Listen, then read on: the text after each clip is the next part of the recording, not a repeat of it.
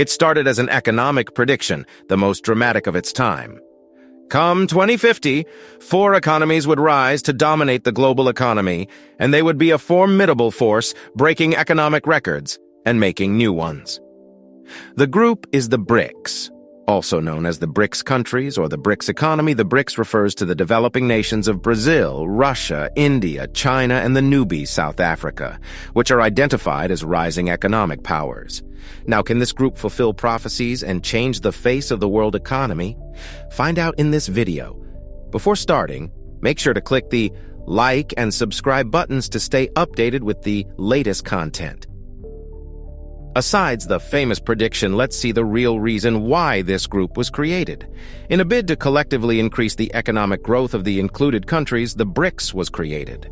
To achieve this, it has worked tirelessly to coordinate the actions of its member countries.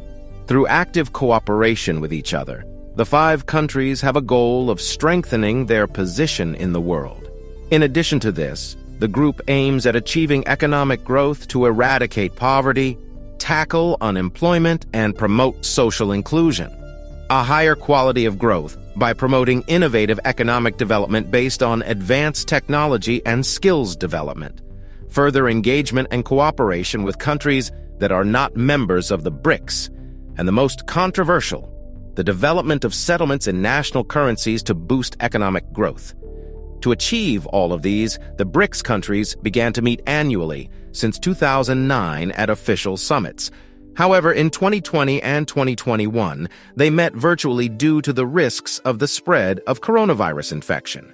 But in 2022, they were able to meet physically again.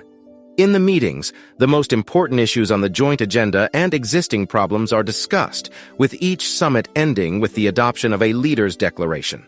In addition to the summits, BRICS organizes around 100 events each year, including 15 ministerial meetings. Over the years, the group has made itself an important part of the global economy in several ways. Firstly, it provides a platform for emerging economies to come together and exchange ideas, experiences, and best practices in areas such as economic development, trade, and investment. This allows these countries to learn from each other, collaborate on common challenges, and jointly advocate for their interests on the global stage. Secondly, the BRICS represents a counterbalance to the dominance of the traditional Western powers in the global economy and governance structures. This is important because it helps to promote a more multipolar and democratic world order, where the voices and interests of developing countries are better represented and reflected in global decision-making. Thirdly, BRICS creates new opportunities for trade, investment, and technology transfer among its members. Because by pooling their resources and expertise, the BRICS can leverage their collective economic strength to support sustainable development and shared prosperity in their respective regions. Fourthly, the BRICS provides an alternative source of financing and development assistance for developing countries through initiatives such as the New Development Bank and the Contingent Reserve Arrangement. This reduces the dependence of developing countries on traditional donors and lenders and provides them with more options and flexibility to finance their development priorities. Finally, the formation of the BRICS promotes South-South cooperation and solidarity, based on a shared history, culture, and vision of a more just and equitable world. This helps to foster greater understanding and goodwill among peoples and nations and contributes to building peace and harmony in the world. Let's also see how the BRICS has changed the global economic climate. In recent years, there has been a shift in the global economic landscape, and the BRICS nations are a huge part of this shift, particularly seeing that it is growing at a faster pace than the G7 nations. In fact, the International Monetary Fund has revealed that the combined GDP of BRICS nations surpassed that of the G7 nations in 2013 and has continued to increase since then. This is as a result of a combination of factors including favorable demographics, rising levels of education and skill, technological advancements, and supportive government policies. Also, the BRICS countries are characterized by large populations, abundant natural resources, and high levels of economic growth, driven by rising domestic demand, industrialization, and exports to other regions. In contrast, the G7 nations, which include Canada, France, Germany, Italy, Japan, the United Kingdom, and the United States, are characterized by relatively mature economies, slower growth rates, and declining populations.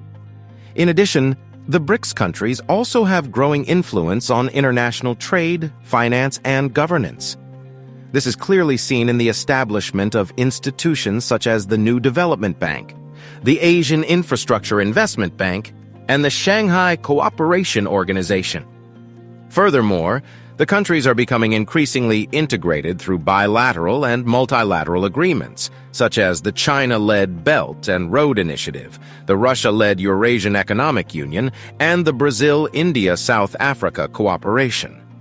Interestingly, these countries are also investing heavily in innovation and technology, with a focus on artificial intelligence, biotechnology, renewable energy, and space exploration, among other areas. It is quite notable that all these amazing developments are happening at the same time when the G7 nations are facing various challenges such as high debt levels, political polarization, and declining competitiveness in key sectors. Another question many ask is whether the BRICS is a threat to other economies that are not its members. Well, if every other country says no, the U.S. will not. In 2022, at one of the BRICS forums, President Putin announced that Russia, along with the other BRICS nations, was getting ready to launch a new global reserve currency made up of a basket of BRICS currencies. If this works out, the currency would be a direct threat to the currently dominant U.S. dollar. It is also interesting that even now, without the much-talked-about currency, the BRICS make up about 31.5% of world GDP when adjusted on a purchasing power parity basis. This is no doubt a huge potential trade bloc and an enviable feat. But beyond this, the potential of the group is enormous. Currently, the expanded BRICS countries produce around 26% of global oil output and 50% of iron ore production used to make steel. Also, they produce around 40% of global corn production and 46% of global wheat production.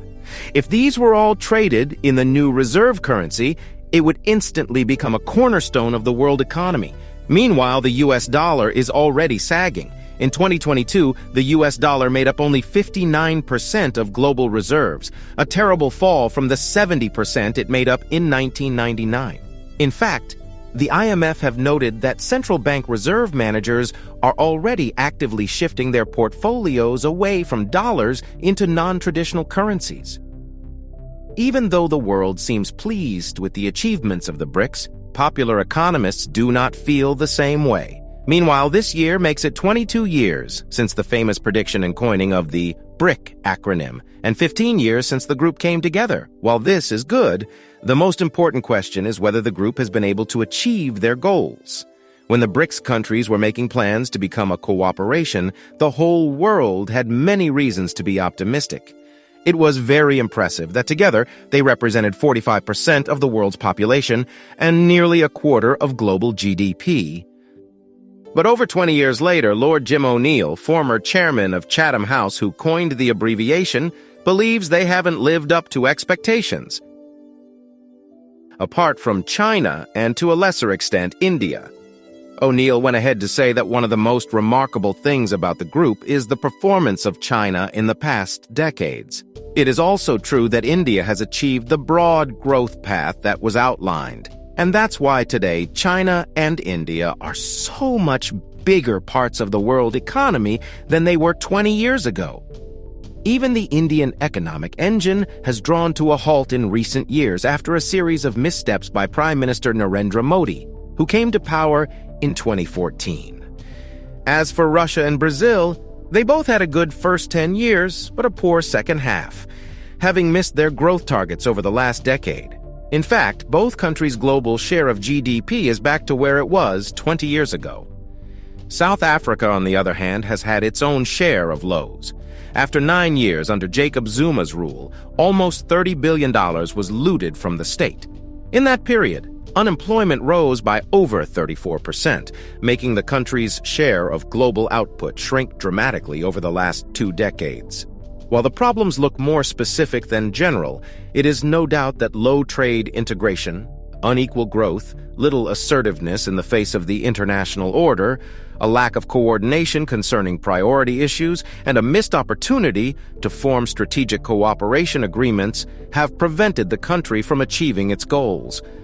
With all these problems, do you think the BRICS can shape the global economy?